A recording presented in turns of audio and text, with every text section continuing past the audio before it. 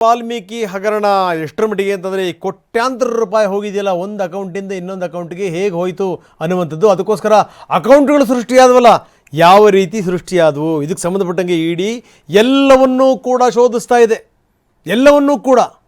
ಆದರೆ ಕೆಲ ಅಧಿಕಾರಿಗಳು ನಾಟಕ ಆಡ್ತಾ ಇದ್ದಾರೆ. ಅವರು ತಾವಿಟ್ಟಿರುವಂಥ ಫೈಲ್ಗಳು ದಾಖಲೆಗಳಿದೆಯಲ್ಲ, ಆ ದಾಖಲೆಗಳನ್ನು ತೋರಿಸ್ಲಿಕ್ಕೇ ತಯಾರಿಲ್ಲ. ಇಲ್ಲ, ನಮಗೆ ಕೀ ಕಳ್ಕೊಂಡೋಗಿದೆ, ಮಿಸ್ ಆಗಿ ಹೋಗಿದೆ, ಇವೆಲ್ಲ ಸಬೂಬುಗಳನ್ನು ಹೇಳ್ತಾ ಇದ್ರು. ಕೊನೆಗೆ ಅಧಿಕಾರಿಗಳು ಏನು ಮಾಡಿದರು ಅಂತಂದರೆ, ಅವರು ಒಂದು ಕೆಲಸ ಮಾಡಿದ್ದು, ಕೀ ಮೇಕರ್ಸನ್ನು ಕರೆದ್ರು, ಈಗ ಹಿಂಗಂತ ಡ್ರಾರನ್ನು ಒಡೆದು ಓಪನ್ ಮಾಡಿದ್ರು, ದಾಖಲೆಗಳನ್ನು ವಶಪಡಿಸ್ಕೊಂಡಿದ್ದಾರೆ. ಇಲ್ಲಿ ತನಕ ಬಂದಿದೆ. ಇದಕ್ಕೆ ಸಂಬಂಧಪಟ್ಟಂಗೆ ಈ ಮುಖ್ಯಮಂತ್ರಿಗಳು ಜೊತೆಗೆ DCM ಅವರ ಹೇಳಿಕೆ, ಅಂದರೆ ಇಡೀ ಪ್ರಕರಣಕ್ಕೆ ಸಂಬಂಧಪಟ್ಟಂಗೆ ಅದು ಕೂಡ ಒಂದು ಲೆಕ್ಕದಲ್ಲಿ ವಿಚಿತ್ರವಾದಂಥ ಹೇಳಿಕೆಗಳು. ಏನು ಅಂತಂದರೆ, ಒಬ್ಬೊಬ್ಬರ ರೀತಿ ಒಂದೊಂದು ಸ್ಟೇಟ್ಮೆಂಟ್ಗಳು ಒಂದೊಂದು ರೀತಿ ಬರ್ತಾ ಇವೆ. ವಾಲ್ಮೀಕಿ ಅಭಿವೃದ್ಧಿ ನಿಗಮ ಹಗರಣ, ಈ ಡೀಲ್ ಆಗಿದ್ದು ಎಲ್ಲಿ, ಹೇಗೆ? ಕೋಟಿ ಕೋಟಿ ಡೀಲ್ನ ಎಕ್ಸ್ಕ್ಲೂಸಿವ್ ವಿವರಗಳನ್ನು ಟಿವಿನ ನಿಮ್ಮ ಮುಂದಿಡ್ತಾ ಇದೆ. ಒಂದೇ ಒಂದು ಮೀಟಿಂಗ್ನಿಂದ ಹಗರಣದಲ್ಲಿ, ಅಂದರೆ ಹಗರಣಕ್ಕೆ ಆ ಬಿಗ್ ಡೀಲನ್ನು ನಡೆಸಲಾಯಿತು. ಅದರಿಂದಲೇ ಈ ಹಗರಣ ಹೊರಗಡೆಗೆ ಬಂತು. 187 ಕೋಟಿ ನುಂಗ್ಲಿಕ್ಕೆ ಶಾಂಗ್ರಿಲಾ ಹೋಟೆಲ್ನಲ್ಲಿ ಇವರು ಸಭೆಯನ್ನು ಮಾಡಿದ್ರು. Nageswara Rao and union bank ಅಧಿಕಾರಿಗಳ ಸಭೆ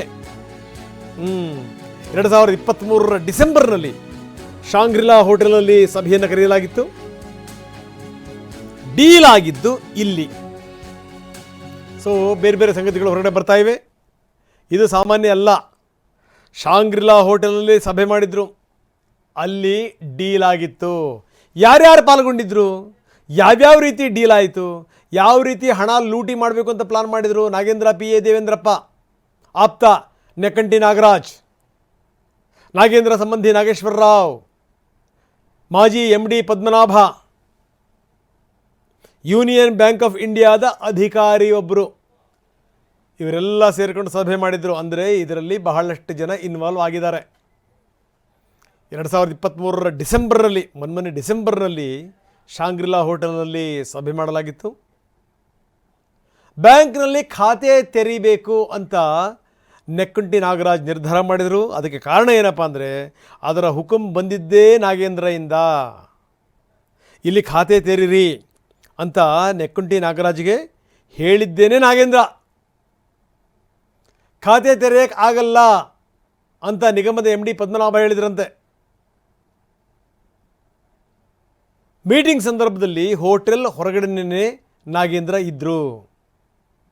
ಪದ್ಮನಾಭ ಆಗಲ್ಲ ಅಂತ ಹೇಳ್ತಿದ್ದಂಗೆನೇ ನಾಗೇಂದ್ರ ಒಳಗಡೆ ಬಂದರು, ಎಂಟ್ರಿ ಕೊಟ್ಟರು, ಖುದ್ದು ಒಳಗಡೆ ಬಂದರು.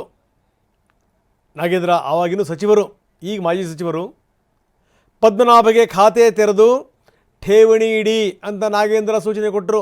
ಒಬ್ಬ ಮಂತ್ರಿ ಹೇಳಿದ್ಮೇಲೆ ಕೇಳಲೇಬೇಕಲ್ಲ. ಹೋಟೆಲ್ನಲ್ಲಿ ಮೀಟಿಂಗ್ ಆದ ಮೇಲೆ ಹೊಸ ಖಾತೆ ಓಪನ್ ಆಯಿತು. ಇಲ್ಲಿಂದಲೇ ನಿಗಮದ 187 ಕೋಟಿ ರೂಪಾಯಿ ವರ್ಗಾವಣೆಯ ದಂಧೆ ಆರಂಭ ಆಯಿತು.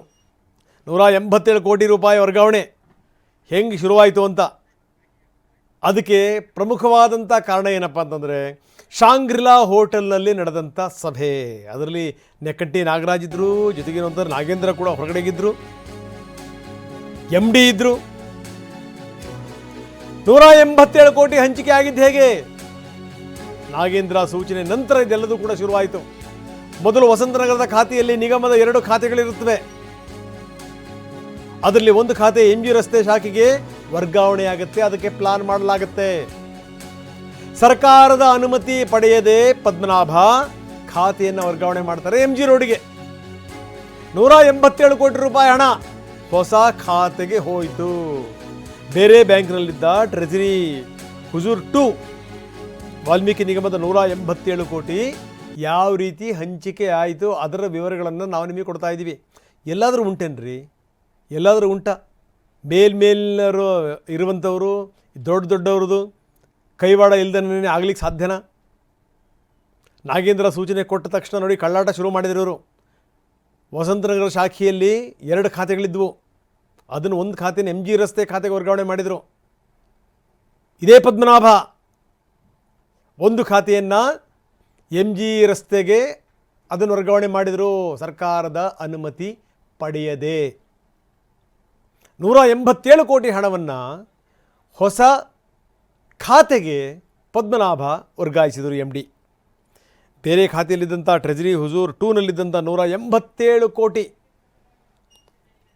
187 ಕೋಟಿನಲ್ಲಿ 94 ಕೋಟಿ ಹೈದರಾಬಾದ್ ಬ್ಯಾಂಕಿಗೆ ಶಿಫ್ಟ್ ಆಯಿತು. ರತ್ನಾಕರ ಬ್ಯಾಂಕ್ ಹೈದರಾಬಾದ್ನ ಫಸ್ಟ್ ಬ್ಯಾಂಕಿಗೆ ವರ್ಗಾಯಿಸಿದರು ಅಧಿಕಾರಿಗಳು. ಕ್ಷಮಿಸಿ, ಅಲ್ಲಿಂದ ಬೇರೆ ಹೋಗುತ್ತೆ. ಫಸ್ಟ್ ಬ್ಯಾಂಕ್ನ 18 ಖಾತೆಗಳಿಗೆ 94 ಕೋಟಿ ವರ್ಗಾವಣೆ ಆಯಿತು. ನೆಕ್ಕಡ್ಡಿ ನಾಗರಾಜ್ ಅಂಡ್ ನಾಗೇಶ್ವರ ರಾವ್ ಸೂಚನೆಯಂತೆ ಹಣದ ವರ್ಗಾವಣೆ ಮಾಡಲಾಯಿತು. ಇನ್ನು ಮಧ್ಯವರ್ತಿ ಸತ್ಯನಾರಾಯಣ ವರ್ಮಾ ಹಣವನ್ನು ಬಿಡಿಸ್ಕೊಂಡಿದ್ದ. ಲೆಕ್ಕ ಹಾಕ್ಕೊಳ್ಳಿ, ನಕಲಿ ಖಾತೆಗಳಿಂದ ಬೇರೆ ಬೇರೆ ಖಾತೆಗಳಿಗೆ 94 ಕೋಟಿ ವರ್ಗಾವಣೆ ಯಾವ ರೀತಿ ಆಯಿತು ಅನ್ನೋದು net banking, RTGS, PhonePe, Google pay ಎಲ್ಲ ಪೇಗಳನ್ನು ಬಳಸ್ಕೊಂಡಿದ್ದಾರೆ ಇವರು. ಎಲ್ಲದನ್ನೂ ಬಳಸ್ಕೊಂಡು ಡ್ರಾ ಮಾಡಿಕೊಂಡಿದ್ದರು. ಡ್ರಾ ಮಾಡಿಕೊಂಡಿದ್ದಂಥ ಹಣವನ್ನು ಹಂಚಿದಂಥ ವರ್ಮಾ, ನೆಕ್ಕಂಟಿ ನಾಗರಾಜ್, ನಾಗೇಶ್ವರ ರಾವ್ ಜೊತೆಗೂಡಿ ವರ್ಮಾ ಹಣ ಹಂಚಿಕೆಯನ್ನು ಮಾಡಿದ. ಪದ್ಮನಾಭಗೂ ಕೂಡ ಪಾಲು ಬಂದಿತ್ತು. ಪಾಲಿಲ್ದೇ ಏನಾದರೂ ಆಗುತ್ತೇನ್ರಿ? 5 ಕೋಟಿ ರೂಪಾಯಿ ಪಾಲು ಬಂತು. 5 ಕೋಟಿ. ಈ ಹಣದಲ್ಲಿ ಅರ್ಧ ಹಣವನ್ನು 2.5 ಕೋಟಿ ರೂಪಾಯಿಯನ್ನು ಮಗನ ಸ್ನೇಹಿತನ ಮನೆಯಲ್ಲಿಟ್ಟಿದ್ದ. ನೆಲಮಂಗಲದ ಗೋವಿನಹಳ್ಳಿಯ ಕೆಂಪೇಗೌಡರ ಮನೆಯಲ್ಲಿತ್ತು ಹಣ. 2.5 ಕೋಟಿ. 2.5 ಕೋಟಿ ಅಲ್ಲ, 3,64,00,000 ರೂಪಾಯಿ. ಅರ್ಧ ಅಲ್ಲ, ಅರ್ಧಕ್ಕಿಂತ ಜಾಸ್ತಿ, ಮುಕ್ಕಾಲು ಭಾಗ. 2 ಸೂಟ್ ಕೇಸ್, 2 ಹ್ಯಾಂಡ್ ಬ್ಯಾಗ್ನಲ್ಲಿ 3,64,00,000 ರೂಪಾಯಿ ಇತ್ತು. ಇನ್ನು ಪದ್ಮನಾಭ ಸ್ನೇಹಿತರೊಬ್ಬರ ಕಾರ್ನಲ್ಲಿ ಬಚ್ಚಿಟ್ಟಿದ್ದಂಥ 20 ಲಕ್ಷ, ಅದು ಕೂಡ ಸೀಸ್ ಆಯಿತು. ನಾಗೇಂದ್ರ ಆಪ್ತ ಹರೀಶ್ಗೆ 25 ಲಕ್ಷ, ದದ್ದಲ್ ಆಪ್ತನಿಗೆ 55 ಲಕ್ಷ, ದದ್ದಲ್ ಆಪ್ತ ಹಂಪಣ್ಣ 55 ಲಕ್ಷ. ಇದೆಲ್ಲದೂ ಕೂಡ ಕೊಟ್ಟಿರುವಂಥದ್ದು ತನಿಖೆಯಲ್ಲಿ ಬಯಲಾಯಿತು. ಹೀಗೆ 94 ಕೋಟಿ ಹಣವನ್ನು ಈ ನೆಕ್ಕಂಟಿ, ಸತ್ಯನಾರಾಯಣ, ವರ್ಮಾ ಎಲ್ಲ ಸೇರಿ ನೆಕ್ಕಿದ್ರು ಅಂತ ಹೇಳಬೇಕು. ಸತ್ಯನಾರಾಯಣ, ವರ್ಮಾ, ಈ ನೆಕ್ಕಂಟಿ ಎಲ್ಲ ಸೇರಿ ಎಷ್ಟರ ಮಟ್ಟಿಗೆ ನೆಕ್ಕಿದ್ರು ಅನ್ನೋದು ಇದರಿಂದ ಸಾಬೀತಾಯಿತು ಅಂತ. ಬನ್ನಿ, ನಮ್ಮ ಪ್ರತಿನಿಧಿ ಪ್ರದೀಪ್ ಈಗ ನಮ್ಮೊಂದಿಗೆ ನೇರ ಸಂಪರ್ಕದಲ್ಲಿದ್ದಾರೆ. ಪ್ರದೀಪ್, ನಾವು ವಿವರಗಳನ್ನು ಕೊಡ್ತಾ ಇದ್ದೀವಿ. ಹೆಂಗೆ, ಏನು, ಎತ್ತ ಈ ಪುಣ್ಯಾತ್ಮರು ಎಲ್ಲೆಲ್ಲಿ ಸಭೆ ಸೇರಿದರು, ಏನೇನು ಮಾಡಿದರು, ಯಾವ್ಯಾವ ವಿಷಯಗಳ ವಿನಿಮಯ ಆಯಿತು, ಯಾವ ಹೋಟೆಲನ್ನು ಆಯ್ಕೆ ಮಾಡ್ಕೊಂಡಿದ್ರು, ಅಲ್ಲಿ ಯಾರ್ಯಾರಿದ್ದರು, ಯೂನಿಯನ್ ಬ್ಯಾಂಕಿನ ಅಧಿಕಾರಿಗಳು, ನಾಗೇಂದ್ರ ಹೊರಗಡೆ ಇದ್ದರು, ಒಳಗಡೆ ಪದ್ಮನಾಭ ಇದ್ದರು, ಈ ನೆಕ್ಕಂಟಿ ಇದ್ದ, ಇವರೆಲ್ಲ ಸೇರ್ಕೊಂಡು ಮಾಡಿದಂಥ ಮೀಟಿಂಗ್ಗಳು. ಅದಾದಮೇಲೆ ಆಗಲ್ಲ ಅಂತ ಹೇಳಿದಂಥ ಸಂದರ್ಭದಲ್ಲಿ ಪದ್ಮನಾಭ ಇದು ಆಗಲ್ಲ ಖಾತೆಯನ್ನು ತೆರೀಲಿಕ್ಕೆ ಅಂತ ಹೇಳಿದಂಥ ಸಂದರ್ಭದಲ್ಲಿ ಖುದ್ದು ಸಚಿವರೇ ಒಳಗಡೆ ಹೋಗಿದ್ದು, ಅವರ ಹುಕುಂ ಮೇರೆಗೆ ಇದೆಲ್ಲದೂ ಕೂಡ ಆಗಿದ್ದು, ಅಲ್ಲಿಂದ ಹಣದ ವರ್ಗಾವಣೆ ಆಗಿದ್ದು, ಅವರವರ ಪಾಲು ತುಂಬ ಚೆನ್ನಾಗಿ ಬಂದಿದೆ. ಅವರವರ ಪಾಲು ಅವರವರಿಗೆ ಎಲ್ಲೆಲ್ಲಿ ಮುಚ್ಚಿಟ್ರು, ಎಲ್ಲೆಲ್ಲಿ ಬಚ್ಚಿಟ್ರು, ಅದೆಲ್ಲದು ಹೇಗೆ ಬಂತು, ಎಲ್ಲ ವಿವರಗಳನ್ನು ನಾವು ಕೊಡ್ತಾ ಇದ್ದೀವಿ. ಎಲ್ಲಿಗೆ ಬಂದು ನಿಂತಿದೆ ಈಗ ಇಡಿ ನೋಡಿದ್ರೆ ಮುರ್ಕೊಂಡ್ ಬಿದ್ದಿದೆ. ಮೇಲಿಂದ ಮೇಲೆ ಎಲ್ಲ ವಿವರಗಳನ್ನು ಕಲೆ ಹಾಕ್ತಾ ಇದೆ. ಎಲ್ಲಿ ತನಕ ಬಂದು ನಿಂತಿದೆ ಇದು?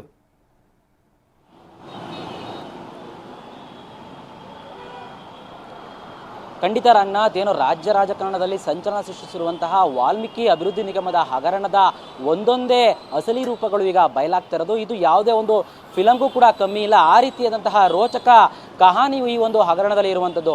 ಈ ಒಂದು ಕಹಾನಿ ಪ್ರಾರಂಭವಾಗಿದ್ದು ಬೆಂಗಳೂರಿನ ಶಾಂಗ್ರಿಲಾ ಹೋಟೆಲ್ನಲ್ಲಿ ಕಳೆದ 2023 ಡಿಸೆಂಬರ್ ತಿಂಗಳಲ್ಲಿ ಶಾಂಗ್ರಿಲಾ ಹೋಟೆಲ್ನಲ್ಲಿ ಒಂದು ಸಭೆ ಆಗುತ್ತೆ. ಈ ಸಭೆಯಲ್ಲಿ ಈ ಆರೋಪಿಗಳಂತಹ ನೆಕ್ಕುಂಟಿ ನಾಗರಾಜ್ ಆಗಿರ್ಬೋದು ಮತ್ತು MD ನಿಗಮದ ಹಿಂದಿನ MD ಆಗಿದ್ದಂತಹ ಪದ್ಮನಾಭು ಮತ್ತು ಬ್ಯಾಂಕ್ನ ಅಧಿಕಾರಿ ಒಬ್ಬರು ಭಾಗಿಯಾಗಿರ್ತಾರೆ.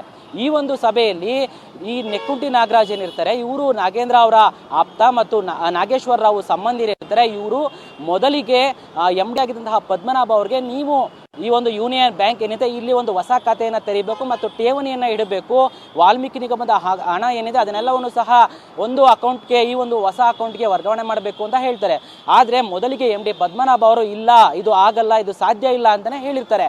ಆದ ನಂತರ ಇಲ್ಲಿಗೆ ಎಂಟ್ರಿ ಕೊಟ್ಟವರೇ ಶಾಸಕ, ಅಂದರೆ ಆ ಟೈಮಲ್ಲಿ ಪರಿಶಿಷ್ಟ ಪಂಗಡಗಳ ಅಭಿವೃದ್ಧಿ ಸಚಿವರಾಗಿದ್ದಂತಹ ನಾಗೇಂದ್ರ ಅವರು ಖುದ್ದು ಹೋಟೆಲ್ ಒಳಗಡೆ ಬಂದು MD ಪದ್ಮನಾಭ ಅವರಿಗೆ, ಇಲ್ಲ ನೀವೊಂದು ಅಕೌಂಟನ್ನು ಓಪನ್ ಮಾಡಿ, ಇಲ್ಲಿ ಒಂದು ಏನು ನಮ್ಮ ನಿಗಮದಲ್ಲಿ ಅಮೌಂಟ್ ಏನಿದೆ 187 ಕೋಟಿ ಅದನ್ನು ಠೇವಣಿ ಇಡಿ ಅಂತ ಮೌಖಿಕವಾಗಿ ಪದ್ಮನಾಭ ಅವರಿಗೆ ಸೂಚನೆಯನ್ನು ನೀಡ್ತಾರೆ. ಈ ಎಲ್ಲ ವಿಚಾರವೂ ಸಹ ಪದ್ಮನಾಭ ಅವರನ್ನ ಬಂಧನ ಮಾಡಿದಂತಹ SIT ಅಧಿಕಾರಿಗಳ ತನಿಖೆಯಲ್ಲಿ ಬಯಲಾಗಿರುವಂಥದ್ದು. ಯಾವಾಗ ನಾಗೇಂದ್ರ ಅವರು ಹುಕುಮನ್ನು ಕೊಡ್ತಾರೆ, ತದನಂತರ ಪದ್ಮನಾಭ ಅವರು ಸರ್ಕಾರದ ಇನ್ನೇನು ಸಚಿವರೇ ಹೇಳಿದ ಮೇಲೆ ಇನ್ಯಾವ ರೀತಿಯಾದ ಸಮಸ್ಯೆಗಳು ಇಲ್ಲಿ ಎದುರಾಗಲ್ಲ ಅನ್ನೋ ಒಂದು ಮುಂದಾಲೋಚನೆಯಿಂದ ಮತ್ತು ಇದೊಂದು ದುರಾಲೋಚನೆಯಿಂದ ಏನು ಯೂನಿಯನ್ ಬ್ಯಾಂಕ್ ಹೇಳಿರ್ತಾರೆ, ವಸಂತ ನಗರದಲ್ಲಿದ್ದಂತಹ 2 ಖಾತೆಗಳೇನಿರ್ತವೆ ಈಗ ನಿಗಮದ್ದು, ಅಲ್ಲಿಂದ ಒಂದು ಖಾತೆಯನ್ನು ಯೂನಿಯನ್ ಬ್ಯಾಂಕ್ MG ರಸ್ತೆಯ ಶಾಖೆಗೆ ವರ್ಗಾವಣೆ ಮಾಡ್ತಾರೆ. ಆ ಒಂದು ಬ್ಯಾಂಕ್ನ ಅಧಿಕಾರಿ ಕೂಡ ಈ ಒಂದು ಬ್ಯಾಂಕ್ಗೆ ಈ ಒಂದು ಖಾತೆಯನ್ನು ವರ್ಗಾವಣೆ ಮಾಡ್ಕೊಳ್ಳೋಕ್ಕೆ ಮುಂದಾಗಿರ್ತಾರೆ. ಅದೇ ರೀತಿ ಪದ್ಮನಾಭ ಅವರು ಸರ್ಕಾರದ ಒಂದು ಆದೇಶವನ್ನು ಅಥವಾ ಸರ್ಕಾರದ ಅನುಮತಿಯನ್ನು ಪಡೆದುಕೊಳ್ಳದೆ ಒಂದು ಖಾತೆಯನ್ನು ಇಲ್ಲಿ ಒಂದು ಹೊಸ ಖಾತೆಯನ್ನು ಓಪನ್ ಮಾಡಿ ಅಲ್ಲಿಗೆ ಅಭಿವೃದ್ಧಿ ನಿಗಮದಲ್ಲಿದ್ದಂತಹ 187 ಕೋಟಿ ರೂಪಾಯಿಗಳನ್ನು ಸಹ ವರ್ಗಾವಣೆ ಮಾಡ್ತಾರೆ. ತದನಂತರ ಇಲ್ಲಿ ಆರೋಪಿಗಳ ಇನ್ನೊಂದು ಅಸಲಿ ರೂಪದ ಆಟ ಪ್ರಾರಂಭವಾಗುತ್ತೆ. ಅದರಲ್ಲಿ ಪ್ರಮುಖವಾಗಿ ನೆಕ್ಕುಂಟಿ ನಾಗರಾಜ್ ಆಗಿರ್ಬೋದು ಮತ್ತು ನಾಗೇಶ್ವರ ರಾವ್ ಆಗಿರ್ಬೋದು, ಇವ್ರದ್ದು ಇಲ್ಲಿ ಪ್ರಮುಖವಾದಂತಹ ಪಾತ್ರ ಕಂಡು ಬಂದಿರುವಂಥದ್ದು ಪೊಲೀಸರ ತನಿಖೆಯಲ್ಲಿ. ಅಂದರೆ ತದನಂತರ ಇವರು ಹೈದರಾಬಾದ್ ಮೂಲಕ ಈ ಒಂದು ಹಣವನ್ನು ವರ್ಗಾವಣೆ ಮಾಡೋಕೆ ಮುಂದಾಗ್ತಾರೆ. ಹೈದರಾಬಾದ್ನ first bank cooperative society bank. ಮುಂದುವರಿಸಿ ಕೇಳಿಸ್ತಾ ಇಲ್ಲ, ಧ್ವನಿ ಕೇಳಿಸ್ತಾ ಇಲ್ವಾ? ಓಕೆ, ಹೈದರಾಬಾದ್ನ ಫಸ್ಟ್ ಬ್ಯಾಂಕ್ ಅಕೌಂಟ್ ಏನಿರುತ್ತೆ ಇಲ್ಲಿಗೆ ಒಂದು ಹಣವನ್ನು 94 ಕೋಟಿ ರೂಪಾಯಿಗಳನ್ನ ಹಣವನ್ನು ವರ್ಗಾವಣೆ ಮಾಡ್ತಾರೆ. ಅಲ್ಲಿ ನಕಲಿ ಖಾತೆಗಳನ್ನು ತೆರೆದಿರ್ತಾರೆ ಆರೋಪಿಗಳು. ಅಲ್ಲಿ ಮಧ್ಯವರ್ತಿಗಳಾದಂತಹ ಒಬ್ಬ ಸತ್ಯನಾರಾಯಣ ವರ್ಮಾ ಮತ್ತು ಇನ್ನೊಬ್ಬ ಚಂದ್ರಮೋಹನ್ ಇವ್ರ ಮೂಲಕ ಅಲ್ಲಿ ಅಕೌಂಟ್ ಅನ್ನ ಓಪನ್ ಮಾಡಿ ಅಲ್ಲಿಗೆ ಹಣವನ್ನ ವರ್ಗಾವಣೆ ಮಾಡಿಕೊಂಡು ತದನಂತರ ಅಲ್ಲಿಂದ ಡ್ರಾ ಮಾಡಿಕೊಂಡು ಇವರು ಆರೋಪಿಗಳು ಹಣವನ್ನ ಹಂಚಿಕೆಯನ್ನ ಮಾಡ್ಕೊಂಡಿರುವಂತದ್ದು ಪೊಲೀಸರ ತನಿಖೆಯಲ್ಲಿ ಈಗ ತಿಳಿದು ಬಂದಿರುವಂತದ್ದು. ಓಕೆ, ಧನ್ಯವಾದ ತಮ್ಮೆಲ್ಲ ಮಾಹಿತಿಗೆ. ಸೊ ಇದು ಸಂಗತಿ. ಅಂದರೆ ಹಣ ಎಲ್ಲಿಂದ ಬಂತು, ಏನು, ಎತ್ತ, ಎಲ್ಲಿ ಹೋಯಿತು ಎಲ್ಲದೂ ಕೂಡ ನೋಡಿ. ಇಲ್ಲಿಂದ ಹೈದರಾಬಾದ್ ಹೋಗುತ್ತೆ, ಏನ್ರಿ ಅರ್ಥ? ಮೊದಲು MG ರೋಡ್ ಶಾಖೆಗೆ ದುಡ್ಡು ವರ್ಗಾವಣೆ ಆಗುತ್ತೆ. UBI ಖಾತೆಯಿಂದ ವರ್ಗಾವಣೆ ಆಗಿದ್ದು ಹೆಂಗೆ ದುಡ್ಡು? ಯೂನಿಯನ್ ಬ್ಯಾಂಕ್ ಆಫ್ ಇಂಡಿಯಾ ಹೈದರಾಬಾದ್ನ ಫಸ್ಟ್ ಫೈನಾನ್ಸ್ ಬ್ಯಾಂಕ್ ತಲುಪುತ್ತೆ. ನಿಗಮದ ಹಣವನ್ನ ನಗದು ರೂಪಕ್ಕೆ ಇವರು ಬದಲಾಯಿಸ್ತಾರೆ. ಯಾರ್ಯಾರು ಹಣವನ್ನು ಪಡೆದ್ರು, ಯಾರ್ಯಾರು ಸತ್ಯನಾರಾಯಣನಿಗೆ ತಲುಪಿಸಿದ್ರು, ಇದು ಸಂಗತಿ. ನಾವು ಈ ಪಾಯಿಂಟ್ ತೋರಿಸ್ತಾ ಇದ್ದೀವಿ, ಎಷ್ಟೆಷ್ಟು ಹಣ ವರ್ಗಾವಣೆ ಆಯಿತು, ಏನು, ಎತ್ತ, ಅದೆಲ್ಲದರ ವಿವರಗಳನ್ನು. ಸುಮ್ಮನೆ ಆಗಕ್ಕೆ ಸಾಧ್ಯನಾ? ದೊಡ್ಡವರ ಕೈವಾಡ ಇಲ್ದೇ ಇದೆಲ್ಲದೂ ಕೂಡ ಆಗಕ್ಕೆ ಸಾಧ್ಯನಾ? ಇಷ್ಟೊಂದು ದುಡ್ಡು. ಇದರ ಕೂಲಂಕಷವಾದಂಥ ತನಿಖೆ ಆಗಬೇಕು. ಇದರ ಆಳಕ್ಕೆ ಇಳಿದ ತನಿಖೆ ಆಗಬೇಕು. ಯಾರ್ಯಾರು ಸೇರ್ಕೊಂಡು ತಿಂದರು, ಯಾರ್ಯಾರು ಸೇರ್ಕೊಂಡು ಪ್ಲಾನ್ ಮಾಡಿದರು, ಎಲ್ಲಿಗೆ ಹೋಯಿತು, ಏನು, ಎತ್ತ, ಇದೆಲ್ಲದೂ ಕೂಡ ಹೊರಗಡೆ ಬರಬೇಕು. ಎಷ್ಟೆಷ್ಟು ಹಣ ವರ್ಗಾವಣೆ ಮಾಡಿದೆ ಸ್ಕ್ರೀನ್ನ ನಮ್ಮ ಎಡಭಾಗದಲ್ಲಿ ನೋಡ್ತಾ ಇದ್ದೀರಿ ನೀವು. ಬನ್ನಿ, ಇದ್ರ ಬಗ್ಗೆ ನಮ್ಮ ಪ್ರತಿನಿಧಿ ರಾಜಪ್ಪ ಇದ್ದಾರೆ. ರಾಜಪ್ಪ, ಗಮನಿಸ್ತಾ ಇದ್ದೀವಿ, ಎಲ್ಲಿ ಇದಕ್ಕೆ ಮುಹೂರ್ತ ಸಿಕ್ತು ಅನ್ನೋದ್ರ ಬಗ್ಗೆ. ಶಾಂಗ್ರಿಲಾ ಹೋಟೆಲ್ನಲ್ಲಿ ಇವರು ಸಭೆ ಮಾಡ್ತಾರೆ. ಸಭೆ ಮಾಡಿ ಸಂಬಂಧಪಟ್ಟಂಥ ಅಧಿಕಾರಿಗಳೆಲ್ಲರೂ ಕೂಡ ಸೇರ್ಕೊಳ್ತಾರೆ. ಪದ್ಮನಾಭ ಯಾವುದೇ ಕಾರಣಕ್ಕೂ ಅಕೌಂಟ್ ಮಾಡಲ್ಲ ಇನ್ನೊಂದನ್ನು ಅಂತ ಹೇಳ್ತಾರೆ. ಹೊರಗಡೆ ಇದ್ದಂಥ ನಾಗೇಂದ್ರ ಒಳಗಡೆ ಹೋಗಿ ಹುಕುಂ ಕೊಡ್ತಾರೆ, ಮಾಡಲೇಬೇಕು ಅಂತ. ನೆಕ್ಕಂಟಿ ನಾಗರಾಜ ಮುಖಾಂತರ ಇದೆಲ್ಲದೂ ಕೂಡ ಆಗುತ್ತೆ. ಅಲ್ಲಿಂದ ಹಣದ ವರ್ಗಾವಣೆಯ ದಂಧೆ ಶುರುವಾಗುತ್ತೆ. ನೋಡಿ, ಇಲ್ಲಿಂದ ಹೈದರಾಬಾದಿಗೆ ಹೋಗಿ ಬೇರೆ ಬೇರೆ ಖಾತೆಗಳಿಗೆ ಹೋಗಿ ಬೇರೆ ಬೇರೆ ಖಾತೆಗಳೇನು ಏನೋ ಸಾಮಾನ್ಯ ಸಂಗತಿನ. ನೀವು ಈ ಬೆಳ್ಳಿ ಬಂಗಾರದ ಅಂಗಡಿಯವರಿಂದ ಹಿಡಿದು ಕುರಿ ಮಾರುವವನ ಅಕೌಂಟಿಗೂ ಕೂಡ ಹೋಗಿದೆ ದುಡ್ಡು, ಎಣ್ಣೆ ಅಕೌಂಟ್ಗೂ ಕೂಡ ಹೋಗಿದೆ ದುಡ್ಡು. ಏನು ಸಾಮಾನ್ಯ ಸಂಗತಿನ? ಇದೆಲ್ಲದೂ ಕೂಡ ಹೇಗಾಯಿತು ಇದು ಅನ್ನುವಂಥದ್ದು ದೊಡ್ಡ ಪ್ರಶ್ನೆ. ಏನಿದ್ದೀರ ರಚಪ್ಪ?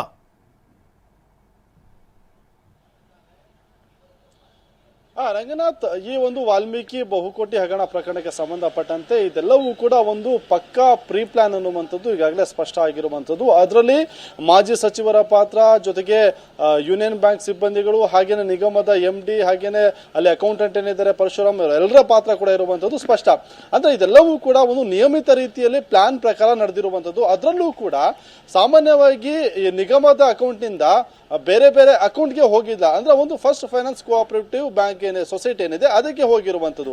ಅಂದ್ರೆ ಸಾಮಾನ್ಯವಾಗಿ ಬ್ಯಾಂಕಿಂದ ಯಾರಿಗೋ ಹಣಕ್ಕೆ ಜಾಸ್ತಿ ಅಮೌಂಟ್ ಅನ್ನು ಹಾಕೊಂಡ್ಬಿಟ್ರೆ ಕೋಟ್ಯಾಂತರ ರೂಪಾಯಿ ವ್ಯವಹಾರ ಆದ್ರೆ ಸಹಜವಾಗಿ IT-ಗೂ ಕೂಡ ಒಂದಿಷ್ಟು ಅನುಮಾನ ಬರುತ್ತೆ. ಹಣದ ವ್ಯವಹಾರ ನಡೆದಂತ ಸಂದರ್ಭದಲ್ಲಿ ಗೊತ್ತಾಗೇ ಆಗುತ್ತೆ. ಆ ಕಾರಣಕ್ಕೋಸ್ಕರ ಅತಿ ಹೆಚ್ಚು ಬ್ಯಾಂಕ್ ಅಂದ್ರೆ ಹಣಕಾಸಿನ ವಹಿವಾಟು ನಡೆಸುವಂತ ಫಸ್ಟ್ ಫೈನಾನ್ಸ್ ಕೋಆಪರೇಟಿವ್ ಸೊಸೈಟಿನ ಇವರು ಆಯ್ಕೆ ಮಾಡ್ಕೊಳುತ್ತೆ. ಅಲ್ಲಿಗೆ ಕೋಟಿ ಕೋಟಿ ಹಣದಲ್ಲಿ ಆ ಬ್ಯಾಂಕಿಗೆ ಹಣ ವರ್ಗಾವಣೆ ಮಾಡ್ತಾರೆ.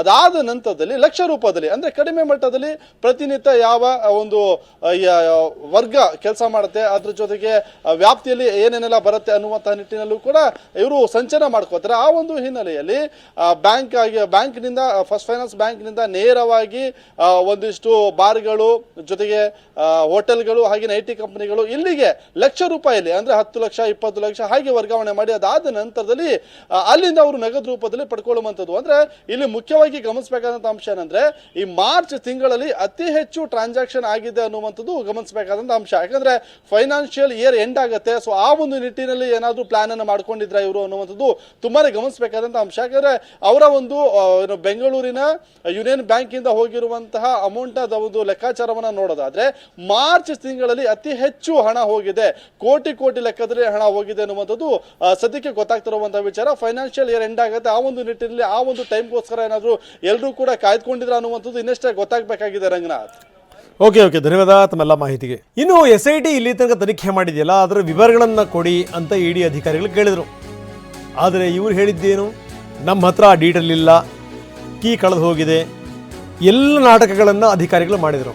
ಅಧಿಕಾರಿಗಳು ಸಹಕಾರವನ್ನು ಸಹಕರಿಸಲಿಲ್ಲ. ಕಬೋರ್ಡ್ ಕೀ ಕಳ್ಕೊಂಡು ಹೋಗಿದೆ ಅಂತ ನಾಟಕ ಮಾಡಿದ್ರು. ಕಚೇರಿಯಲ್ಲಿರುವಂತಹ ಕಬೋರ್ಡ್ ಕೀ ಕಳೆದು ಹೋಗಿದೆ, ಹಿಂಗೆಲ್ಲ ಮಾಡಿ ಡಿಲೇ ಮಾಡಿದ್ರು. ಹೆಂಗಿದೆ ನೋಡಿ. ಈಗ ಒಂದು ತನಿಖಾ ಸಂಸ್ಥೆ, ಅದರಲ್ಲೂ ಕೇಂದ್ರ ಮಟ್ಟದ ತನಿಖಾ ಸಂಸ್ಥೆ ಬಂದಂಥ ಸಂದರ್ಭದಲ್ಲಿ ಇಲ್ಲಿನ ತನಿಖಾ ಸಂಸ್ಥೆಗಳಿದಾವಲ್ಲ ಸಹಕರಿಸಬೇಕು, ಎಲ್ಲ ವಿವರಗಳನ್ನು ಕೊಡಬೇಕು. ಪದ್ಮನಾಭನಿಗೆ ಸಂಬಂಧಪಟ್ಟಿರುವಂಥದ್ದು, ಪರಶುರಾಮನಿಗೆ ಸಂಬಂಧಪಟ್ಟಿರೋದು, ಅದೆಲ್ಲ ದಾಖಲೆಗಳು ಒಳಗಡೆ ಇದ್ದಾವೆ. ಅಪ್ಪಿ ತಪ್ಪಿ ಆ ದಾಖಲೆಗಳನ್ನು ಕೊಡ್ತಾ ಇಲ್ಲ. SIT ಅಧಿಕಾರಿಗಳು ಕತೆ ಹೇಳಿದ್ರು, ಅದಿಲ್ಲ ಇದಿಲ್ಲ ಅನ್ನುವಂಥ ಮಾತು ನಾವು ಹಿಂದೆಲ್ಲ ನೋಡಿದ್ದೀವಿ. ಈ ರೀತಿ ಕತೆಗಳನ್ನು ಹೇಳಿದ್ರೆ ಹೆಂಗಾಗತ್ತೆ ಅಂತಂದರೆ ಅವರಿಗೆ ಒಂದಷ್ಟು ಉನ್ನತ ಅಧಿಕಾರಗಳು ಇರುತ್ತೆ. ಅವ್ರು ಯಾವ ರೀತಿ ಬೇಕಾದರೂ ಚಲಾಯಿಸಿಬಿಡ್ತಾರೆ. ಗಮನಿಸಬೇಕು. ನಾವು ಬೇರೆ ಬೇರೆ ರಾಜ್ಯಗಳಲ್ಲಿ ನೋಡಿದ್ದೀವಿ. ಅಧಿಕಾರಿಗಳಿಗೆ ಕೋಆಪರೇಟ್ ಮಾಡ್ತಿದ್ದಂಥ ಸಂದರ್ಭದಲ್ಲಿ ಅವರು ನಮಗೆ ಈ ರೀತಿ ಕೋಆಪರೇಟ್ ಮಾಡ್ತಾ ಇಲ್ಲ ಅಂಥೇಳಿ ಬೇರೆ ಬೇರೆ ಕೇಸ್ಗಳನ್ನು ಹಾಕಿಬಿಡ್ಬೋದು. ಸಾಮಾನ್ಯ ಸಂಗತಿ ಅಲ್ಲ ಇದು. ಕೋರ್ಟಿಗೆ ಹೇಳಿಬಿಡ್ಬೋದು ಈ ರೀತಿ ಮಾಡಿದ್ರು ನೋಡಿ ಅಂತ. ಇದರಲ್ಲಿ ದೊಡ್ಡವರು ಶಾಮೀಲಾಗಿದ್ದಾರೆ, ಸರ್ಕಾರವೇ ಶಾಮೀಲಾಗಿದೆ ಅಂತ ಕೂಡ ಆರೋಪ ಮಾಡಬಹುದು. ಅರ್ಥ ಮಾಡ್ಕೊಳ್ಳಿ. ಕೊನೆಗೆ ಗೊತ್ತಾಯಿತು ಇದೆಲ್ಲ ವರ್ಕೌಟ್ ಆಗಲ್ಲ ಅಂತ. ಕೊನೆಗೆ ED ಅಧಿಕಾರಿಗಳು ಮಾಡಿದ್ದೇನು ಅಂತಂತಂದರೆ ಈ ಕೀ ಮಾಡುವಂಥವ್ರನ್ನ ಕರೆಸಿ ಇದಕ್ಕೆ ಸಂಬಂಧಪಟ್ಟಂಗೆ ಈಗ ಎಲ್ಲ ಓಪನ್ ಮಾಡಿಸಿದ್ದಾರೆ. ಅವ್ರಿಗೆ ಸಂಬಂಧಪಟ್ಟಿರುವಂಥ ಎಲ್ಲ ದಾಖಲೆಗಳನ್ನು ಈಗ ED ಅಧಿಕಾರಿಗಳು ವಶಕ್ಕೆ ತೆಗೆದುಕೊಂಡಿದ್ದಾರೆ. ಬನ್ನಿ, ನಮ್ಮ ಕ್ರೈಮ್ ಹೆಡ್ ಕಿರಣ್ ನಮ್ಮೊಂದಿಗೆ ನೇರ ಸಂಪರ್ಕದಲ್ಲಿದ್ದಾರೆ. ಕಿರಣ್, ನಾನು ಹೇಳ್ತಾ ಇದ್ದೆ ಏನು ಅಂದರೆ ಈ ಸ್ಥಳೀಯ ಸಂಸ್ಥೆಗಳು, ಈ ತನಿಖಾ ಸಂಸ್ಥೆಗಳು ಈ ರೀತಿ ತನಿಖೆ ಮಾಡ್ತಿರುವಂಥ ಸಂದರ್ಭದಲ್ಲಿ ಹಲವಾರು ದಾಖಲೆಗಳನ್ನು ಇಟ್ಕೊಂಡಿರ್ತಾರೆ ನೋಡಿ. ಅದರ ಮುಂದುವರೆದ ಭಾಗವಾಗಿ ಕೇಂದ್ರದ ತನಿಖಾ ಸಂಸ್ಥೆಗಳು ಯಾವ್ದಾರು ಬಂತು ಅಂತಂದರೆ ಅಥವಾ ಕೇಂದ್ರದ ಉನ್ನತ ಸಂಸ್ಥೆ ಏನಾದರೂ ಮಾಹಿತಿ ಕೇಳಿದಂಥ ಸಂದರ್ಭದಲ್ಲಿ ಇಲ್ಲಿಯವರು ಆ ಮಾಹಿತಿನ ಹಂಚ್ಕೋಬೇಕು. ಅದು ಇವರ ಕರ್ತವ್ಯ. ಆದರೆ ಕೊಡಲ್ಲ ಅಂತ ನಾಟಕ ಆಡಿದರು ಅಥವಾ ಕೀ ಕಳ್ಕೊಂಡು ಹೋಗಿದ್ದೆ ಅನ್ನುವಂಥ ಮಾತನ್ನು ಹೇಳಿದರು. ಕೊನೆಗೆ ಈ ಕೀ ಮೇಕರ್ಸನ್ನು ಕರೆಸಿ ತೆಗೆಸುವಂಥ ಪರಿಸ್ಥಿತಿ ಬಂತಲ್ಲ. ಯಾರ್ಯಾರ ವಿವರಗಳು, ಯಾಕೆ ಈ ರೀತಿ ಅಧಿಕಾರಿಗಳು ಮಾಡಿದರು, ಇದಕ್ಕೂ ಏನಾದರೂ ಬೇರೆಯವ್ರ ಹುಕುಂ ಇದೆಯಾ, ಏನು ನಡೀತಾ ಇದೆ ಕಿರಣ್? ರಂಗನಾಥ್, ಮುಖ್ಯವಾಗಿ ವಾಲ್ಮೀಕಿ ಅಭಿವೃದ್ಧಿ ಏನು ಹಗರಣ ಆಗಿದೆ, ಈಗ ಸಂಬಂಧಪಟ್ಟಂತೆ SIT ಅವರು ಕಳೆದ 1 ತಿಂಗಳಿಂದನೂ ಕೂಡ ತನಿಖೆಯನ್ನು ಮಾಡ್ತಾ ಇದ್ದಾರೆ. ಸಾಕಷ್ಟು ಜನ ಅವ್ರನ್ನ ಅರೆಸ್ಟ್ ಮಾಡೋದು, ಸ್ಟೇಟ್ಮೆಂಟನ್ನು ತೊಗೊಳ್ಳುವಂಥದ್ದು, ಡಾಕ್ಯುಮೆಂಟ್ನ ಸೀಸ್ ಮಾಡೋದು, ಇದೆಲ್ಲವೂ ಕೂಡ CIDಯಲ್ಲಿರುವಂಥ SIT ಅಧಿಕಾರಿಗಳು ಒಂದು ಕಡೆ ಮಾಡ್ತಾ ಇದ್ದಾರೆ. ಇನ್ನು ಇದೇ ಪ್ರಕರಣಕ್ಕೆ ಸಂಬಂಧಪಟ್ಟಂತೆ CBIಯಲ್ಲೂ ಕೂಡ ಕೇಸ್ ರಿಜಿಸ್ಟರ್ ಆಗಿದೆ. ನಂತರ ಅದು EDಗೂ ಕೂಡ ಒಂದು ಪಾರ್ಟ್ ಅಂದರೆ ಈ ಟ್ರಾನ್ಸಾಕ್ಷನ್, ಹಣದ ಟ್ರಾನ್ಸಾಕ್ಷನ್ ಸಂಬಂಧಪಟ್ಟಂತೆ ಬೇನಾಮಿ ಅಂದರೆ ಅದಕ್ಕೆ ಯಾವುದೇ ರೀತಿ ಅಕೌಂಟ್ ಇಲ್ಲದಲ್ಲೇ ಸಾಕಷ್ಟು ಟ್ರಾನ್ಸಾಕ್ಷನ್ ಆಗಿರುವಂಥದ್ದು ಕೂಡ ಕಂಡುಬಂದ ಹಿನ್ನೆಲೆಯಲ್ಲಿ ED ಅವರು ಎಂಟ್ರಿ ಆಗ್ತಾರೆ. ಎಂಟ್ರಿ ಆಡಿ ತನಿಖೆಯನ್ನು ಮಾಡ್ತಾ ಇರ್ತಾರೆ. ಕಳೆದ 10 ದಿನಗಳಿಂದ ಕೆಲವೊಂದು ಡಾಕ್ಯುಮೆಂಟ್ಗಳು ಕೂಡ SIT, ಯಾಕೆಂದರೆ SIT ಅವರು ಆಲ್ರೆಡಿ ಈ ಒಂದು ಪ್ರಕರಣವನ್ನು ತನಿಖೆ ಶುರು ಮಾಡಿದ್ರಿಂದ ಫಸ್ಟ್ ಅವ್ರಿಗೆ ಎಲ್ಲವೂ ಕೂಡ ಡಾಕ್ಯುಮೆಂಟ್ಸ್ ಇರ್ಬೋದು, ಅದು ವಾಲ್ಮೀಕಿ ಅಭಿವೃದ್ಧಿ ನಿಗಮದಲ್ಲಿರುವಂಥ ಡಾಕ್ಯುಮೆಂಟ್ಸ್ ಇರ್ಬೋದು, ಬ್ಯಾಂಕ್ ಅಕೌಂಟ್ಸ್ ಇರ್ಬೋದು, ಟ್ರಾನ್ಸಾಕ್ಷನ್ಸು ಪ್ರತಿಯೊಂದನ್ನು ಕೂಡ ಈಗಾಗಲೇ ಅವರು ಸೀಸ್ ಮಾಡ್ಕೊಂಡು ಇಟ್ಕೊಂಡಿದ್ದಾರೆ. ಆ ಡಾಕ್ಯುಮೆಂಟ್ಸ್ ಎಲ್ಲ ಬೇಕು ಅಂದಾಗಲೂ ಕೂಡ ಎಲ್ಲೋ ಒಂದು ಕಡೆ ಅಂತ ಒಂದು ಅವ್ರಿಗೆ ಒಂದು ಸಂಬಂಧಪಟ್ಟಂಗೆ ಕೇಳಿದಾಗ ಇಲ್ಲ ತನಿಖೆ ಮಾಡ್ತಾ ಇದ್ದೀವಿ, ಒಂದು ಸ್ವಲ್ಪ ದಿನ ಬೇಕು ಅಥವಾ ಈ ಥರದ್ದು ಒಂದು ಸಬಾಬನ್ನು ಹೇಳ್ಕೊ ಬರ್ತಾ ಇದ್ರು ಅನ್ನೋ ಒಂದು ಆರೋಪ ಕೇಳಿ ಬರ್ತಾ ಇದೆ. ಜೊತೆಗೆ ನಿಗಮದಲ್ಲಿರುವಂಥ ಕಬೋರ್ಡ್ ಕಬೋರ್ಡ್ಗಳು ಕೂಡ ಸಾಕಷ್ಟು ಡಾಕ್ಯುಮೆಂಟ್ಸ್ಗಳಿದೆ, ಅದನ್ನು ಕೂಡ ನಾವು ತಪಾಸಣೆ ಮಾಡಬೇಕು ಕೊಡಿ ಅಂದಾಗಲೂ ಕೂಡ SIT ಅವರು ಇಲ್ಲ ಅದಕ್ಕೆ ಸಂಬಂಧಪಟ್ಟಂತೆ ನಾವು ಕೊಡ್ತೀವಿ, ನಾವು ಮಾಡ್ತಾ ಇದ್ದೀವಿ, ನಾವು ಎಲ್ಲವೂ ಕೂಡ ಕೊನೆ ಹಂತಕ್ಕೆ ಬಂದಿದ್ದೀವಿ ತನಿಖೆ ಅನ್ನೋ ಒಂದು ಇರ್ತಾರೆ. ಅಂತಿಮವಾಗಿ ಈಗ ED ಅಧಿಕಾರಿಗಳು ಆ ಕಬೋರ್ಡನ್ನು ಬೀಗ ಏನು ಹಾಕಿದ್ರು ಅದನ್ನು ಒಡೆದು ಅದು ಅದರಲ್ಲಿರುವಂಥ ಡಾಕ್ಯುಮೆಂಟ್ಸ್ಗಳನ್ನ ಕೂಡ ಪರಿಶೀಲನೆ ಮಾಡುವಂಥದ್ದಿದೆ. ಇನ್ನೊಂದು ಕಡೆ ಬಹುಶಃ ಈಗಾಗಲೇ ಕೇಂದ್ರ ಮತ್ತು ರಾಜ್ಯ ಮತ್ತು ಕೇಂದ್ರ ನಡುವೆ ಈಗಾಗಲೇ ಈ ಒಂದು ಪ್ರಕರಣಕ್ಕೆ ಸಂಬಂಧಪಟ್ಟಂಗೆ ED ಅವರು ಯಾಕೆ ಎಂಟ್ರಿ ಆದರೂ ನಾವೇ ತನಿಖೆ ಮಾಡ್ತಾ ಇದೀವಿ ಅಂತ ಕೆಲವೊಂದಷ್ಟು ವಾದವು ಕೂಡ ಈಗಾಗಲೇ CM ಇರ್ಬೋದು, DCM ಕೂಡ ಒಂದು ಕಡೆ ಮಾತಾಡಿದ್ದಾರೆ. ಇನ್ನು ED ಅವರು ಕೂಡ ಇದಕ್ಕೆ ಸಂಬಂಧಪಟ್ಟಂತೆ ನಮಗೆ ಬಂದಿರೋದು ನಾವು ಕೂಡ ತನಿಖೆ ಮಾಡ್ತಾ ಇದ್ದೀವಿ, ಹಾಗಾಗಿ ಸಹಕಾರ ಕೊಡಬೇಕು ಅನ್ನೋದನ್ನು ಕೂಡ ಅವರು ಕೂಡ ಹೇಳ್ತಾ ಇದ್ದಾರೆ. ಹಾಗಾಗಿ ಬಹುಶಃ ಈಗ SIT ಕಚೇರಿಗೆ ED ಅಧಿಕಾರಿಗಳು ಹೋಗಿ ಭೇಟಿ ಕೊಟ್ಟು ಅಲ್ಲಿರುವಂಥ ಡಾಕ್ಯುಮೆಂಟ್ಸನ್ನು ತಗೋತಾರೋ ಅಥವಾ ದಾಳಿನೇ ಮಾಡ್ತಾರೋ, ದಾಳಿ ಮಾಡಿ ಅಲ್ಲಿ ಇರುವಂಥ ದಾಖಲಾತಿಗಳನ್ನ ಅವರು ತಗೋತಾರೆ. ಇದಕ್ಕೆ ನಮ್ಗೆ ಯಾವುದೇ ರೀತಿಯ ಕರ್ತವ್ಯಕ್ಕೆ ಕಿರಣ್, ನಾವು ನೀವು ಈ ವಿಚಾರಕ್ಕೆ ಸಂಬಂಧಪಟ್ಟಂಗೆ ಹಲವಾರು ವಿಚಾರಗಳನ್ನು ನಾವು ನೋಡ್ತಾ ಇದ್ದೀವಿ. ಮುಖ್ಯಮಂತ್ರಿಗಳು ಹೇಳಿದಂಥ ಒಂದು ಮಾತು ನೋಡಿ, ಯಾವ್ಯಾವ ಹಣ ವರ್ಗಾವಣೆ ಆಗುತ್ತೆ ಏನು ಎತ್ತ ಎಲ್ಲದೂ ಕೂಡ ನನ್ನ ಗಮನಕ್ಕೆ ಬರಬೇಕು ಅಂತ ಇಲ್ಲ. ತನಿಖೆ ನಡೀತಾ ಇದೆ, ತನಿಖೆ ಆಗಲಿ, ಅದಾದ ನಂತರ ಉತ್ತರ ಕೊಡ್ತೀನಿ ಅನ್ನುವಂಥ ಮಾತನ್ನು ಮುಖ್ಯಮಂತ್ರಿಗಳು ಹೇಳಿದ್ದಾರೆ. ನೋಡಿ, ಈಗಾಗಲೇ ತನಿಖೆ ನಡೀತಾ ಇದೆ. ತನಿಖೆ ನಡೀತಿರುವಂಥ ಸಂದರ್ಭದಲ್ಲಿ ED ತನಿಖೆಯ ಅಗತ್ಯ ಇತ್ತಾ ಅನ್ನುವಂಥ ಪ್ರಶ್ನೆನ DK ಶಿವಕುಮಾರ್ ಕೇಳಿದ್ದಾರೆ. ನಾನು ಇಲ್ಲಿ ಬರುವಂಥ ಈ ಪ್ರಶ್ನೆ ಏನಪ್ಪ ಅಂತಂದರೆ, ಇದು ಯಾಕೋ ಬಹಳ ದೊಡ್ಡದಾಗಂಗೆ ಕಾಣ್ತಾ ಇದೆ ಕಿರಣ್, ಇದು ಯಾರ್ಯಾರ ಬುಡಕ್ಕೆ ತಂದು ನಿಲ್ಲಿಸುತ್ತೆ ಅಂತ. ಖಂಡಿತ ಈಗಾಗಲೇ ED ಅವರು ಯಾಕೆ ತನಿಖೆ ಯಾಕೆ ಬರ್ತಾ ಇದ್ದಾರೆ, ನಾವೇ SIT ಅವ್ರು ನಮ್ಮ ಮೇಲೆ, ನಮ್ಮ ಪೊಲೀಸ್ ಅವ್ರ ಮೇಲೆ ನಂಬಿಕೆ ಇದೆ, SIT ಅಧಿಕಾರಿಗಳು ತನಿಖೆಯನ್ನು ಮಾಡ್ತಾ ಇದ್ದಾರೆ, ಅವರು ಕೂಡ ಈಗ ಕೊನೆ ಹಂತಕ್ಕೆ ಬಂದಿದೆ ಅನ್ನೋ ಮಾತನ್ನು ಕೂಡ ಒಂದು ಕಡೆ ಹೇಳ್ತಿದ್ದಾರೆ. ಇನ್ನೊಂದು ಕಡೆ ED ಅಧಿಕಾರಿಗಳು ಈಗಾಗಲೇ ಬಂದು ರೈಡ್ ಮಾಡಿ ಈಗಾಗಲೇ ಮಾಜಿ ಸಚಿವ ನಾಗೇಂದ್ರ ಇರ್ಬೋದು, ಜೊತೆಗೆ ಅಲ್ಲೇ ನಿಗಮದ ಅಧ್ಯಕ್ಷ ಇರ್ಬೋದು, ಅವರ ಮನೆಯಲ್ಲಿ ಇರ್ಬೋದು, ಜೊತೆಗೆ ಅಧಿಕಾರಿಗಳು ಇರ್ಬೋದು, ಜೊತೆಗೆ ಬ್ಯಾಂಕ್ ಅಧಿಕಾರಿಗಳು ಎಲ್ಲರ ಮನೆಯಲ್ಲೂ ಕೂಡ ರೈಡ್ ಮಾಡಿ ಅಲ್ಲಿದ್ದಂಥ ಏನೇನು ಸಿಕ್ಕಿರುತ್ತೋ, ಅಂದರೆ ಈಗಾಗಲೇ ಸಾಕಷ್ಟು ಮೆಟೀರಿಯಲ್ಸ್ನ SIT ಅವ್ರು ತೊಗೊಬಂದ್ಬಿಟ್ಟಿದ್ದಾರೆ. ಅದರಲ್ಲಿ ಏನಾರ ಟ್ಯಾಂಪರ್ ಮಾಡ್ತಾರೆ ಅನ್ನೋದು ಕೂಡ ಎಲ್ಲೋ ಒಂದು ಕಡೆ ಈ ಒಂದು ಮಾತುಗಳು ಕೂಡ ಎಲ್ಲೋ ಕೇಳಿ ಬರ್ತಾ ಇದೆ. ಈಗ ಸಂಬಂಧಪಟ್ಟಂತೆ ಯಾರನ್ನೋ ರಕ್ಷಿಸೋಸ್ಕರ ಇದು ಮಾಡ್ತಾ ಇದ್ದಾರೋ, ಇವ್ರನ್ನ SIT ಮಾಡಿಕೊಂಡು ಇದನ್ನ ಎಷ್ಟು ಸಾಧ್ಯವಾಗುತ್ತೋ ಅಷ್ಟು ಡಾಕ್ಯುಮೆಂಟ್ಸ್ನ ಸೀಸ್ ಮಾಡಿಕೊಂಡು ಕೆಲವೊಂದಷ್ಟು ಡಿಲೀಟ್ ಮಾಡಿರೋದು, ಅದನ್ನು ಮಾರ್ಫಿಂಗ್ ಮಾಡೋದು, ಈ ಥರದ್ದೆಲ್ಲ ಮಾಡೋಕ್ಕೆ ಅವಕಾಶ ಇರುತ್ತೆ ಅನ್ನೋ ಎಲ್ಲೋ ಒಂದು ಕಡೆ ಈ ಒಂದು ಪೊಲೀಸ್ ವಲಯದಲ್ಲೂ ಕೂಡ ಕೇಳಿ ಬರ್ತಾ ಇದೆ. ಈ ಒಂದು ವಿಚಾರಕ್ಕೆ ಸಂಬಂಧಪಟ್ಟಂಗೆ ED ಅವರು ಈಗಾಗಲೇ SIT ಅವರು ಕೋಆಪರೇಷನ್, ಯಾಕೆಂದರೆ ಇಬ್ಬರು ಎರಡು ಏಜೆನ್ಸಿ ಬೇರೆ ಆದರೂ ಕೂಡ ಒಂದೇ ಉದ್ದೇಶಕ್ಕೆ, ಅಂದರೆ ಇವರು ಮಾಡ್ತಾ ಇರುವಂಥದ್ದು ಅಲ್ಲಿ ಆಗಿರುವಂಥ ಹಗರಣವನ್ನು ಯಾರ್ಯಾರು ತಪ್ಪಿರೋ ಅವ್ರನ್ನ ಬಯಲಿಗೆಳೆದೇ ಅವ್ರಿಗೆ ಶಿಕ್ಷೆ ಕೊಡಿಸುವಂಥದ್ದು, ಅದು ED ಅವರು ಅದೇ ಕೆಲಸ ಮಾಡ್ತಾ ಇರುವಂಥದ್ದು, SIT ಅವರು ಅದೇ ಮಾಡ್ತಾ ಇರುವಂಥದ್ದು. ಹಾಗಾಗಿ ಇವ್ರ ಹತ್ರ, ಈ ಏಜೆನ್ಸಿ ಹತ್ರ ಏನೇನು ಡಾಕ್ಯುಮೆಂಟ್ಸ್ ಇದೆ ಅವ್ರ ಹತ್ರ ಮ್ಯೂಚುವಲ್ ಆಗಿ ಅಂಡರ್ಸ್ಟ್ಯಾಂಡಿಂಗ್ ಮಾಡ್ಕೊಂಡು ತಗೊಳ್ಳಿ, ನಮ್ಮ ಹತ್ರ ಇಷ್ಟ ಆಗಿದೆ, ಇದನ್ನು ತನಿಖೆ ಮಾಡಿ, ನಿಮ್ಮ ಹತ್ರ ಏನು ಸಿಕ್ಕಿದೆ, ಈ ರೀತಿ ಮಾಡಿದರೆ ಬಹುಶಃ ಈ ಒಂದು ಹಗರಣಕ್ಕೆ ಅದಕ್ಕೆ ಸಂಬಂಧಪಟ್ಟಂತೆ ಯಾರು ನಿಜವಾದ ತಪ್ಪಿರ್ತಾರೋ ಅವ್ರಿಗೆ ಶಿಕ್ಷೆ ಆಗುತ್ತೆ. ಆದರೆ ಇಲ್ಲಿ ಕೇಂದ್ರ ಮತ್ತು ರಾಜ್ಯ ನಡುವೆ ಅವರೇ ಸಂಘರ್ಷ ಹಿಡಿದ್ರೆ ಈ ಹಗರಣ ಮತ್ತೆ ಬೇರೆ ಅದು ರಾಜಕೀಯವಾಗಿ ಬೇರೆ ಬೇರೆ ಥರದ್ದು ದಿಕ್ಕು ಕೂಡ ತಗೊಂಡು ಹೋಗೋದ್ರಲ್ಲಿ ಆಶ್ಚರ್ಯ ಇಲ್ಲ. ಓಕೆ ಕಿರಣ್, ಧನ್ಯವಾದ ತಮ್ಮೆಲ್ಲ ಮಾಹಿತಿಗೆ.